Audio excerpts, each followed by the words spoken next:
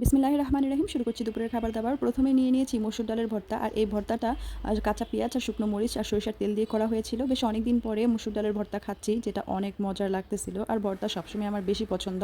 এরপরে নিয়ে নিয়েছি লাল শাক, আর লাল শাকটা না আমার অনেক দিন যাবত খেতে ইচ্ছে করতেছিল। তো আপনার যেটা খেতে ইচ্ছে করে দেখবেন সেটা খেতেও আলাদা একটা মজা লাগে। আর এখনকার লাল শাকটা না অনেক বেশি মজার।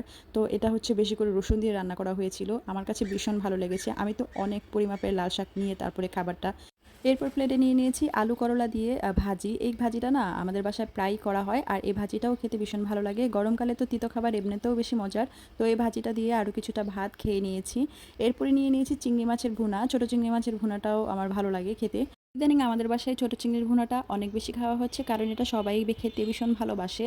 তো এজন্য বেশি বেশি রান্না করা হয়। আর এরপরে সবশেষে নিয়ে নিয়েছি কালকের ছিল মুরগির গোস্তের তরকারি, আলু দিয়ে রান্না করা হয়েছিল সেটাই। আর মুরগির গোস্ত না ফ্রিজ থেকে বের করে খেলে পরের দিন আর কি বাসি হয়ে গেলে মনে হয় যে স্বাদ অনেক অংশে বেড়ে যায়, আর আমি তো এভাবে খেতে অনেক পছন্দ করি।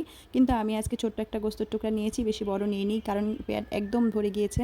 অনেকগুলো তরকারি খেয়ে ফেলেছি। আমি কিন্তু ভাতের থেকে তরকারি খেতে বেশি ভালোবাসি। তো এই তো আজকের খাবার দাবার এটাই ছিল। আর মুরগির মাংস যদি এভাবে ফ্রিজ থেকে বের করে মানে বাসি করে কেউ না খেয়ে থাকেন তো খেয়ে দেখতে পারেন।